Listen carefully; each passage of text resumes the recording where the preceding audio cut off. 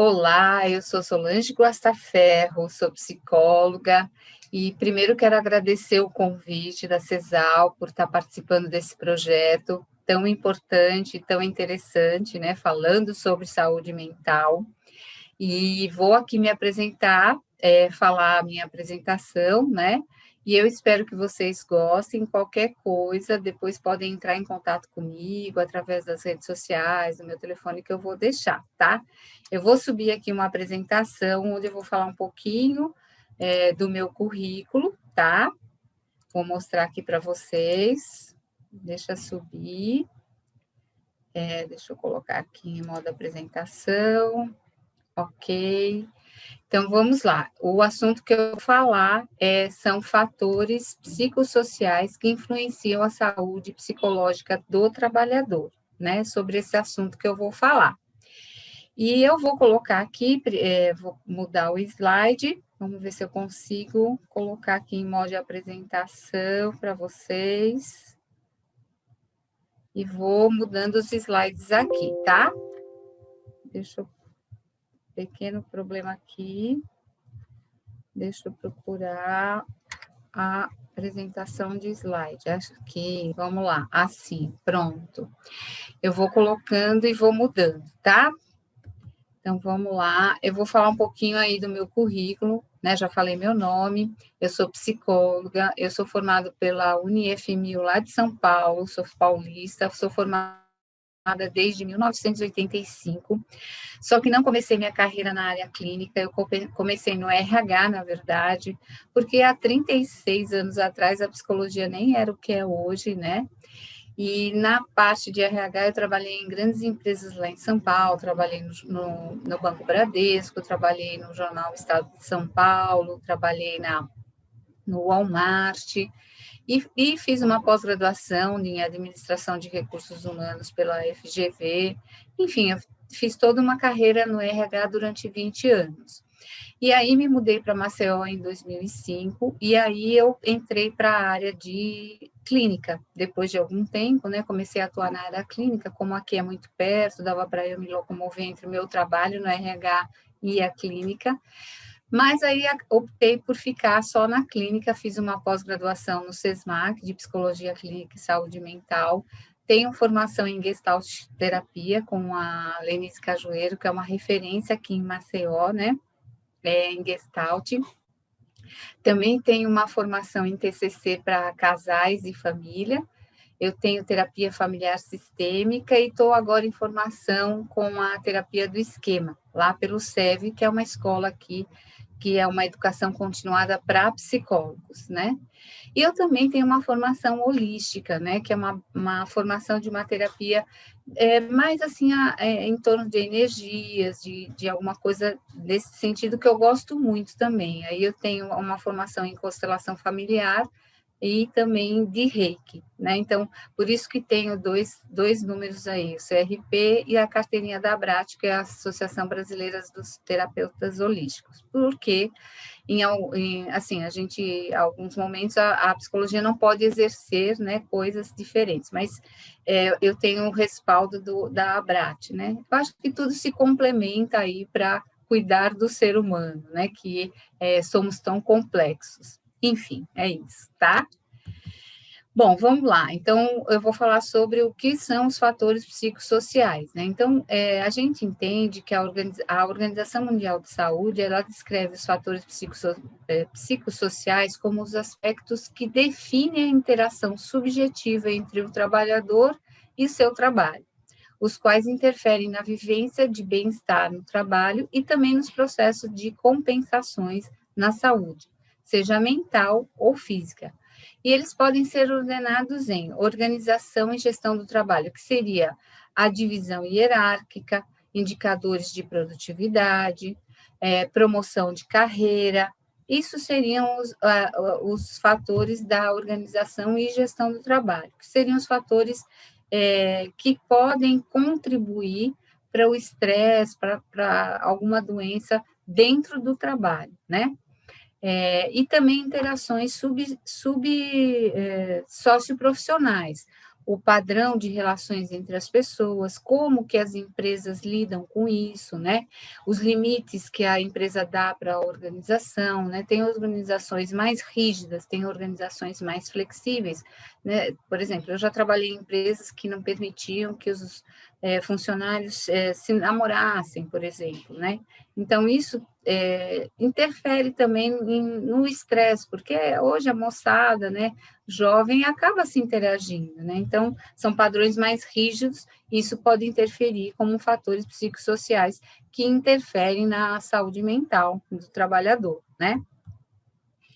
Agora, o que é saúde psicológica, né? A gente precisa primeiro passar por esse ponto, né, que a saúde psicológica é uma parte integral da saúde do ser humano. Então, não há saúde física sem saúde psicológica, porque a gente entende que um estado de bem-estar permite que as pessoas realizar sua capacidade e potencial para lidar com o estresse de uma forma normal. Então, se a pessoa está com uma saúde psicológica, em dia, né, assim, bem, ela vai lidar com o estresse de uma forma mais normal e assertiva. E vai trabalhar com maior produtividade, contribuir ativamente para a sua comunidade. Então, assim, não é só uma questão de produtividade na empresa, mas até no seu dia a dia ela vai ter relações melhores se ela tiver com a sua saúde psicológica em dia. Já a saúde psicológica também diz respeito à forma como pensamos, sentimos, avaliamos as situações, nos relacionamos com os outros e tomamos decisões, o que nos torna confiantes e capazes de lidar com a nossa vida e com as outras pessoas. Então, portanto, a saúde psicológica ela está relacionada com a capacidade de utilizarmos as nossas competências para gerir os desafios do dia a dia nos diferentes contextos em que vivemos, por exemplo, na escola, no trabalho, na família. Então, assim, como é que se diz? Não dá para separar trabalho, escola, família. Nós somos um ser integral. E a gente precisa estar com essa saúde, com essa capacidade, para estar transitando em todos esses lugares, né? E aí a gente vem agora com os fatores de adoecimento psíquico no trabalho, né? O que são esses fatores, né? O que pode ocasionar, o que pode trazer de consequências, né? Quando a gente não tem a nossa saúde mental em dia, né? Então, estima-se que no Brasil os transtornos mentais são a terceira causa de longos afastamentos do trabalho por doença. Então, pense que é uma coisa bem preocupante, vamos dizer assim, a gente cuidar da saúde mental do trabalhador, porque é a terceira causa de afastamento de trabalho, né? O mundo do trabalho ele sofreu profundas mudanças decorrentes da transição da economia. Só que o nosso cérebro não sofreu mudanças, né? Ele continua da mesma forma que ele sempre foi. E aí a gente tem que lidar com muitas coisas que lá atrás, quando nós fomos criados, nosso cérebro não tinha que lidar, né? Então, hoje ele tem que lidar com as tecnologias, com a globalização, com muita informação, só que o cérebro continua o mesmo, e por isso existe essa questão do adoecimento mental, porque são muitas informações, né? Nessa era da globalização, o que aconteceu? A fragmentação das atividades, né? Então, ficou tudo, às vezes, antigamente, as pessoas faziam um trabalho contínuo, né? Pegava do começo até o fim. Hoje está muito fragmentado, então, meu trabalho depende da pessoa que fez uma parte antes de mim, e eu vou deixar que outra pessoa faça outra parte, então, tudo precisa estar sincronizado, né? Existe também uma competitividade no mercado de trabalho, então as pessoas existem menos trabalhos, né? Existem poucas ofertas de trabalho e muita oferta de mão de obra, então é um mercado muito acirrado, porque não tem trabalho para todo mundo, não é? E aí gera o medo do desemprego, que é um outro fator de adoecimento também. Então, às vezes, a pessoa se submete, induz ao trabalhador a se submeter em péssimas condições, trabalho com baixos salários, assédio moral, assédio sexual, discriminação, carga horária excessiva, acúmulo de funções. Por quê? Porque ele precisa atingir as metas da empresa para não ter o desemprego, que também é um fator de adoecimento, aquela preocupação: será que eu vou ser mandado embora? Será que eu vou ser despedido? Será que vão me mandar embora? Enfim, né? Isso são um grande fator também. Identificação dos fatores de adoecimento psíquico no trabalho. Então, tornam-se preocupantes pelas características atuais, né, do momento em que a gente está vivendo, no meio de uma pandemia, né, o estresse relacionado ao trabalho e suas consequências para a saúde dos trabalhadores. Então, assim, hoje os estudiosos indicam que a gente tem duas teorias, né, assim, a do estresse, que investiga o estresse e o trabalho e recebe o nome de work stress, né, que é o estresse decorrente exclusivamente do trabalho, e a das ciências sociais, que privilegia as relações de poder. Então, assim, não existe só a questão do estresse do trabalho, mas também quanto mais poder a pessoa tem, isso vai trazer também consequências, né? Porque quanto mais responsabilidades a pessoa tem, mais estresse ela vai ter, certamente. E isso também é um fator, são fatores de adoecimento psíquico no trabalho, tá? Identificação dos fatores de adoecimento, né? Continuando aqui, algumas causas do work stress, né? Todo mundo sabe que estresse a gente nunca vai deixar de ter, mas tem alguns que são, assim, muito mais preocupantes e que a gente deve combater, né?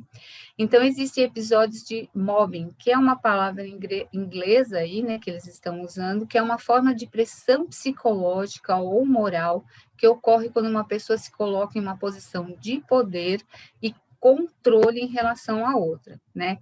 É quando existe aquele, né, eu sou diretor, você tem que fazer o que eu quero, o que eu pedi, na hora que eu quero, na hora que eu mandei, e isso causa, né, certamente, um estresse enorme, né, para a pessoa e um motivo de adoecimento, certamente.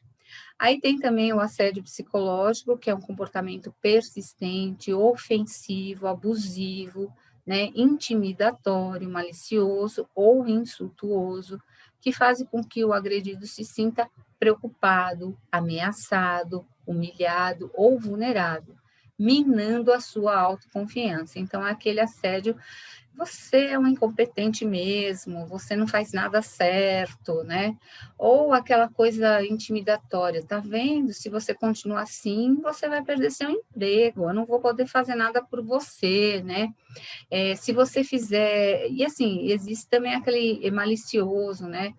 Com as minorias, ou por, né, ser negro, ou por ser gay, enfim, humilhando e ameaçando, deixando a pessoa sem autoconfiança, e certamente isso vai causar um adoecimento mental, com certeza, né?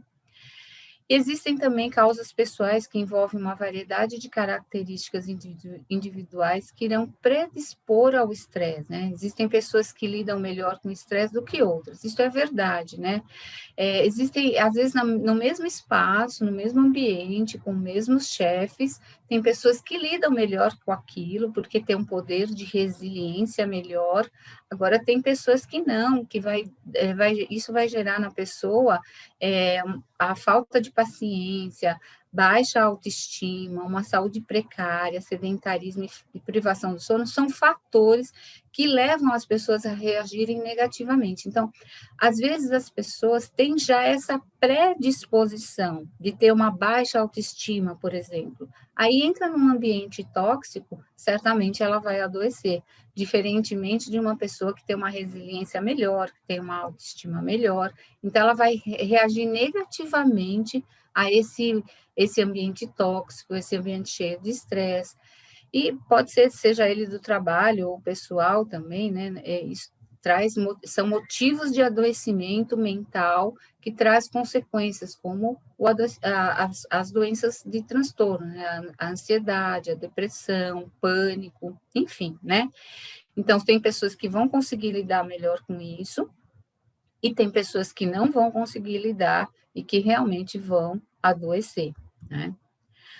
E aí eu peguei uns dados aí de umas pesquisas que existem também outros fatores, né, como o desencontro de informações, onde aquela empresa é muito confusa, não fala as informações corretamente, não tem as coisas muito claras das tarefas que devem ser feitas, problemas com prioridade de tarefas, então, chega uma coisa, aí tem outra que chegou mais, que precisa ser mais prioritária que a primeira, aí você não sabe se você dá a prioridade à primeira ou à segunda tarefa que chegou.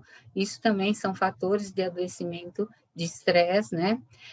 Metas irreais, às vezes as empresas colocam metas que é impossível a pessoa conseguir atingir, não tem condições, né? Então, isso também gera estresse e comprometimento da saúde mental. Liderança confusa é aquela empresa onde tem, eu falo que tem muito chefe para pouco índio, né? Às vezes tem muito mais chefia do que funcionário, então cada um quer dar uma determinação, uma meta para a empresa, isso fica muito confuso para o funcionário. Atribuição de tarefas pouco claras, quando a pessoa não tem assim uma definição do que ela vai fazer na empresa. Distorção de funções, então foi contratado para fazer uma função, mas executa outras, né? Falta de colaboração e coordenação. Então, tudo isso, essas pesquisas apontam que são fatores psicossociais e de estresse, motivos de estresse, para o adoecimento mental, né? Para que a pessoa se sinta, fique doente, vamos dizer assim, né? E as consequências disso, desse estresse, esses fatores, né, elas vão trazer várias consequências, né, e elas podem provocar danos psicofísicos e sociais, gerando um efeito negativo sobre o trabalhador e a empresa. Então, assim, na tentativa de lidar com estresse, os profissionais podem recorrer a comportamentos pouco saudáveis, a exemplo de abuso de álcool e outras drogas. Então, é muito comum, né, assim, infelizmente, as pessoas recorrerem a esses fatores, né, como o abuso do álcool, principalmente, o cigarro, né, o tabagista já é um fator de risco e começa a fumar mais, né, o álcool, o uso abusivo, e assim, agravando tudo isso, tem a crise econômica e a recessão também levaram a um aumento de estresse relacionado ao trabalho. Todo esse movimento que a gente está vivendo, toda essa consequência que está trazendo essa pandemia, está gerando ansiedade, depressão, outros distúrbios mentais, e a gente percebeu aí um aumento muito grande no suicídio, tentativas e até chegarem realmente ao suicídio, né? Porque há uma diferença na tentativa e a pessoa efetivamente cometeu suicídio. E também tem a questão da ideação, né? E a ideação aumentou em muitas pessoas, porque a ideação, às vezes a pessoa tem a ideação, mas não concretiza, né? Fica só no pensamento, mas existe aí pesquisas que aumentou muito o número de suicídios, né? Depois desse agravamento da economia, da recessão, enfim, né? Nível fisiológico podem causar cansaço, tensão alta, insônia, né? Insônia é um grande desafio aí para os trabalhadores, porque chega a ser assim até uma doença à parte, porque as pessoas não conseguem dormir de tanta preocupação, e o sono, ele é fundamental na vida das pessoas, porque ele repõe as energias, ele repõe o nosso bem-estar, a falta de sono pode ocasionar falta de atenção, a pessoa pode cometer erros, né? Enfim. A nível comportamental, os trabalhadores podem levar o trabalhador a cometer erros ou ter acidentes, porque uma coisa é consequência da outra. Uma noite mal dormida vai fazer você perder a atenção ao utilizar uma máquina, você está propenso a sofrer maiores acidentes. A nível cognitivo, podem ocorrer episódios de esquecimento, erros nos processos de decisão e dificuldade de concentração. Tudo isso em decorrência do estresse, da insônia, da ansiedade. Então, esses episódios podem acontecer, às vezes, tem que tomar uma decisão e toma uma decisão errada, no momento errado, né? No nível subjetivo, as causas passam por fadiga, ansiedade, sentimento de culpa e preocupação. A nível organizacional, as causas podem ser o absenteísmo, né,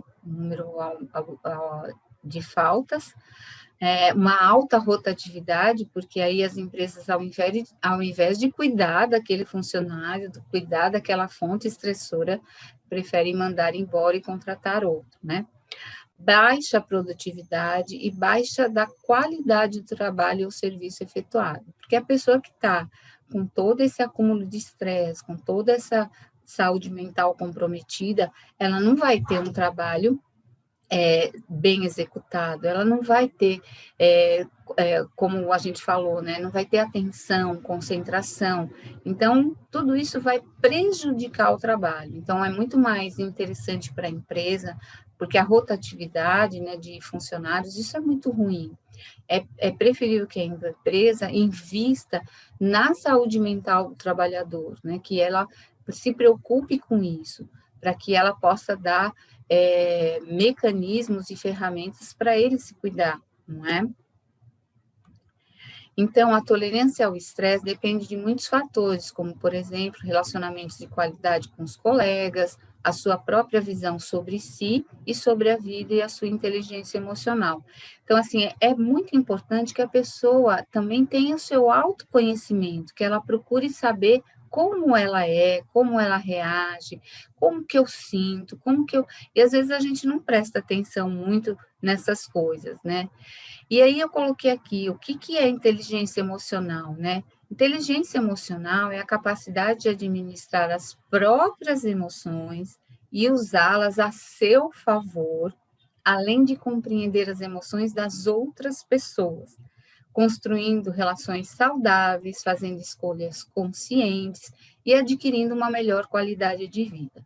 Então, hoje a gente entende que, não, que a gente antigamente só prestava atenção na inteligência normal, tinha que ter um QI, um quociente de inteligência, né? Tinha que ser o mais inteligente da turma. E aí, hoje, não é mais isso que a gente olha a capacidade da pessoa gerir suas emoções, de se relacionar com as pessoas, né? Porque hoje é muito difícil você trabalhar num lugar isolado. Normalmente são lugares maiores, onde você trabalha em equipe. Como eu falei lá no começo, o trabalho está fragmentado, então eu faço uma parte, você faz outra, o outro faz outra, e a gente precisa saber lidar com as pessoas, né? Então, isso é inteligência emocional. Então, é a capacidade que a gente tem de administrar as nossas emoções e lidar com a gente mesmo e lidar com o outro, não é?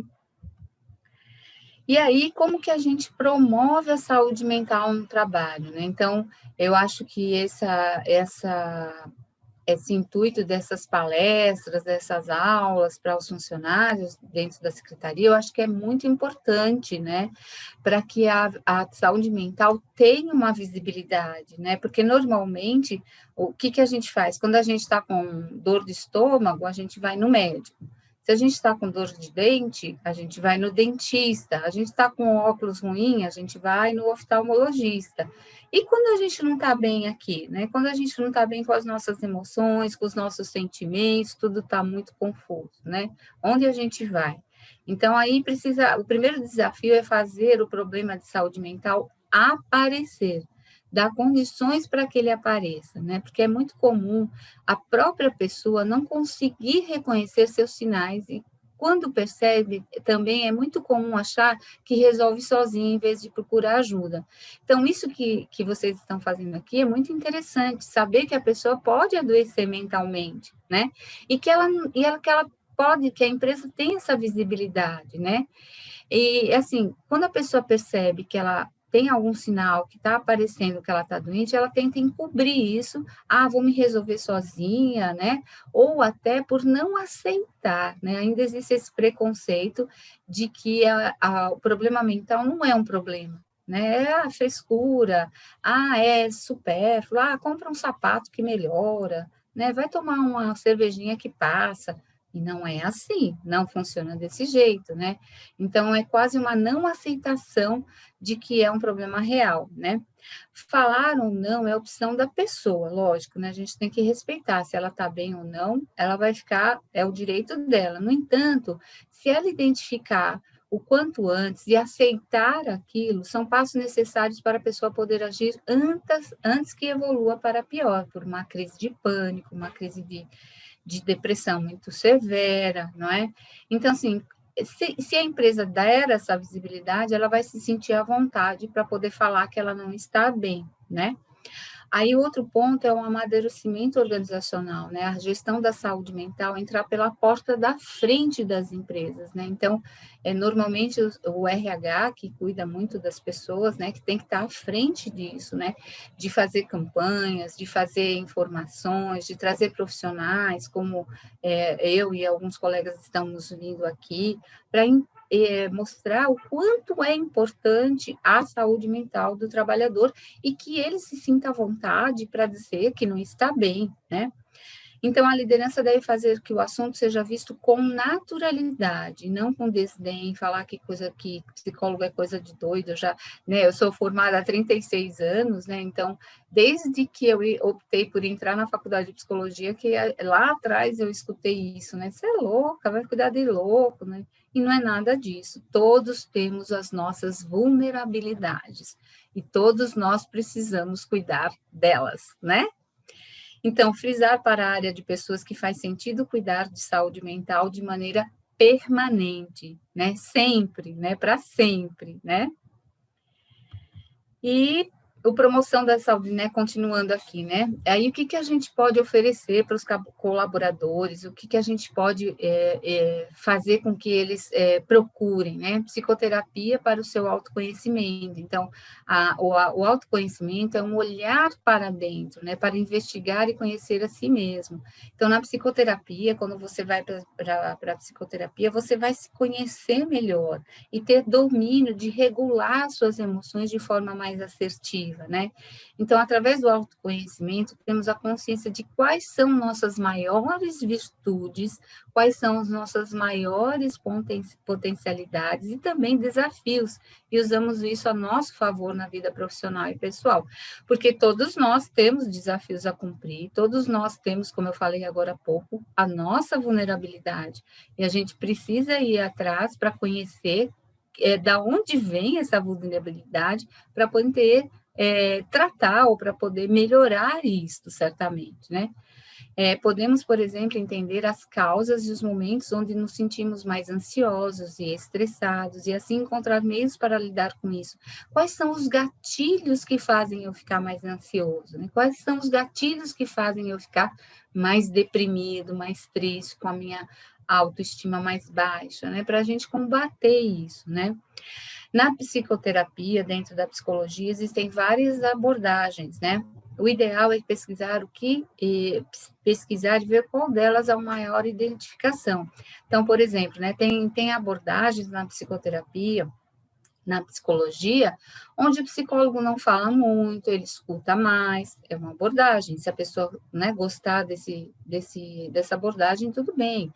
A TCC é uma abordagem que faz mais trabalhos, dá mais metas, tem que construir mais gráficos e algumas coisas assim, né, preencher algumas planilhas durante a semana. A Gestalt, a gente sempre vai trabalhar eu falo que eu trabalho muito assim, que não é a coisa em si, é o si da coisa, né? Por que eu estou agindo desse jeito, né?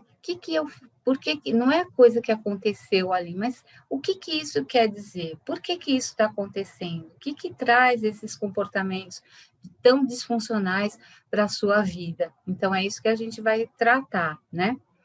E eu estou fazendo também uma abordagem que é o que tem de mais, assim, que a gente fala que é a terceira onda dentro da psicologia, que é a terapia do esquema, porque todos nós desenvolvemos esquemas desadaptativos dentro da gente, né? Todos nós temos uma vulnerabilidade e aí a gente desenvolve esse modos esquemáticos desadaptativos. É muito interessante, muito prática e muito assertiva em algumas coisas que estão bem assim intrínsecas no ser humano, né? Algumas ansiedades que a pessoa não consegue melhorar nunca, né? Uma depressão, enfim, né? E aí a gente tem alguns recursos, algumas técnicas dentro da terapia do esquema que a gente vai usar para trazer à tona o adulto saudável. É isso, tá? Então, dentro da psicoterapia, psicoterapia só é feita por psicólogos, né? A gente vai encontrar um profissional que a gente tem uma aliança terapêutica, que a gente se identifique com a abordagem para dar resultado, para dar certo, né? E aí tem também práticas e terapias holísticas, como eu também sou terapeuta holística, também chamadas de práticas integrativas. Por que são práticas integrativas?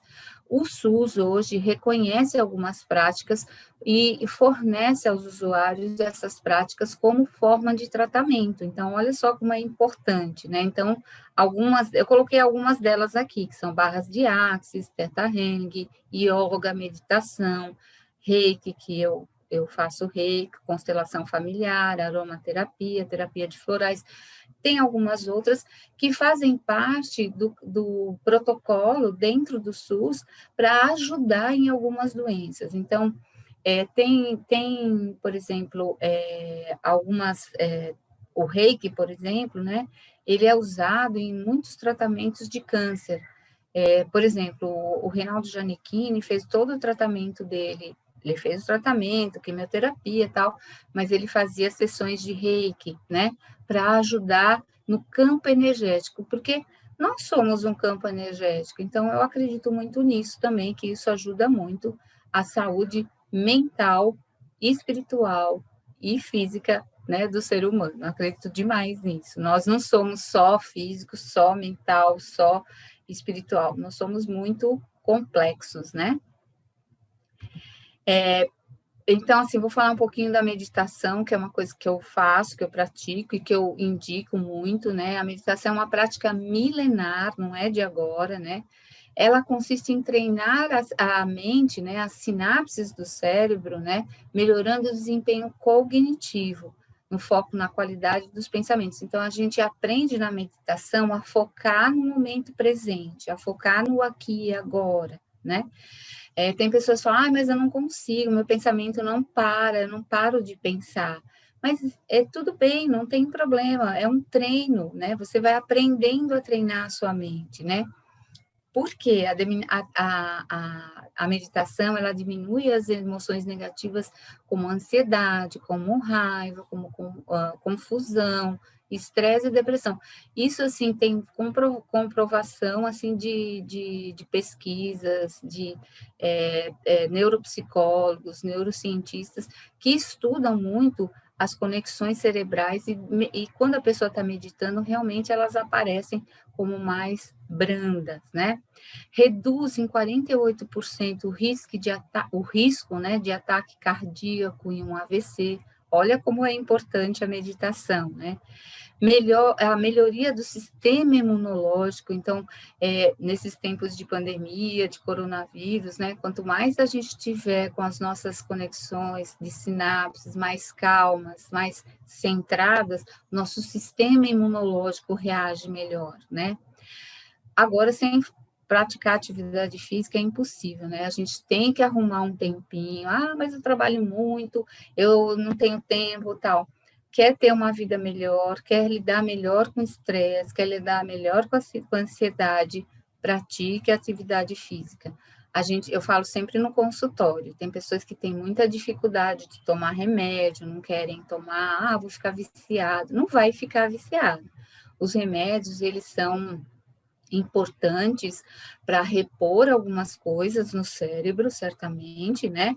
Porém, assim, tem que ter o controle do médico, né? Por isso que o remédio, ele é controlado, porque o médico é que vai controlar quanto tempo a gente vai tomar, quando a gente vai começar a desmamar, porque há o desmame. Agora, não querendo fazer isso, tem essas práticas que são necessárias para ajudar no processo de estresse, ansiedade, e a prática de atividade física certamente é uma delas, né? Ela substitui o remédio. Por quê, né? Pelo menos, aí eu coloquei aqui, pelo menos 3 vezes na semana, 30, 40 minutos, que seja prazerosa, né? Não adianta ir para uma atividade física que não gosta, né? Então, não adianta, por exemplo, eu não gosto de academia, eu não vou. Então, eu sempre optei por coisas que eu gostasse. Eu já fiz dança, eu já fiz treino na praia, eu já fiz natação, hoje eu estou fazendo artes. Então, são coisas que eu me identifico. Então, eu levanto cedo, eu vou, e sempre, para mim, o melhor horário sempre antes de trabalhar, porque depois que você começa a trabalhar, aí o tempo vai ficando mais curto, e antes de trabalhar, certamente você levanta um pouco mais cedo, mas o prazer que você adquire com a atividade, o bem-estar é incomparável, né? Os benefícios são liberações de hormônios de bem-estar, como a endorfina, né, que dá um bem-estar fantástico, serotonina, além de melhorar a qualidade do sono, porque quem tem uma mais ansiedade, porque ansiedade a gente não vai deixar de ter, né? Todos nós temos ansiedade, só que ela tem que ser a nosso favor, não ao ponto de a gente ter uma crise, por exemplo, de ansiedade, de sufocamento, de não conseguir respirar e ter que parar no pronto-socorro. A ansiedade boa é aquela que faz a gente ter ação. Então, por exemplo, eu tenho uma entrevista de emprego, então eu vou me preparar para isso. A ansiedade faz com que eu prepare meu currículo, prepare a roupa que eu vou na entrevista amanhã, que eu prepare o meu itinerário, que ônibus, como é que eu vou chegar lá. Tudo isso, a ansiedade faz com que eu tenha essa ação. A ansiedade que não é benéfica é aquela quando a gente começa a catastrofizar as coisas, né? Ah, será que eu vou ser aprovado? Que pergunta será que a entrevistadora vai me fazer?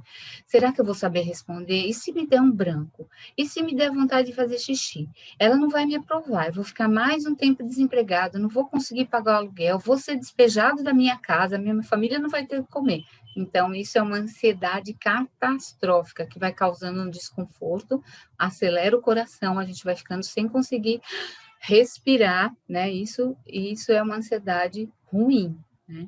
E aí, a prática da meditação, a psicoterapia, as práticas integrativas, a prática de atividade física, vai ajudar a gente regular essa ansiedade para a gente não adoecer e transformar isso num transtorno de ansiedade e tudo, e poder, aí tem que usar remédio, né? Quando chega nesse ponto, a gente tem que passar para um remédio para ajudar, tá? E eu gosto muito dessa oração aqui da Gestalt, que é a minha abordagem, né? Assim, eu acho que sempre que alguém vem para a minha terapia, eu gosto muito de falar, assim, que as pessoas às vezes têm algumas dificuldades que a gente precisa olhar para elas com carinho, né? Ter autocompaixão com a gente, né? Então, assim, às vezes a gente tem dificuldade de escolhas, a gente quer agradar as pessoas, e não é bem assim que a gente funciona, né? Então, a gente tem que falar o seguinte: eu faço as minhas escolhas, você faz as suas. Não estou neste mundo para satisfazer as suas expectativas. E você não está neste mundo para viver conforme as minhas expectativas. Você é você, eu sou eu. E se por acaso nos encontrarmos, será maravilhoso. E se não, não há nada a fazer, né?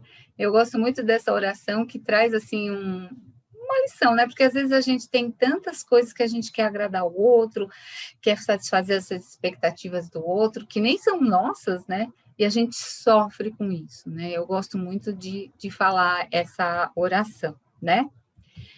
E é isso, eu quero aqui agradecer, muita gratidão. Depois eu vou fechar aqui, eu só quero deixar aqui os meus contatos, quem quiser depois, tiver alguma dúvida, fico com dúvida, se não entendeu ou quiser bater um papo, saber alguma coisa, eu estou à disposição. Esse é meu número de telefone, eu tenho esse Instagram, que é @espaçosol_, que na verdade é um consultório meu, e também tem a página no Facebook, Espaço Sol Saúde Integrada, e qualquer coisa que vocês precisarem, estou à disposição.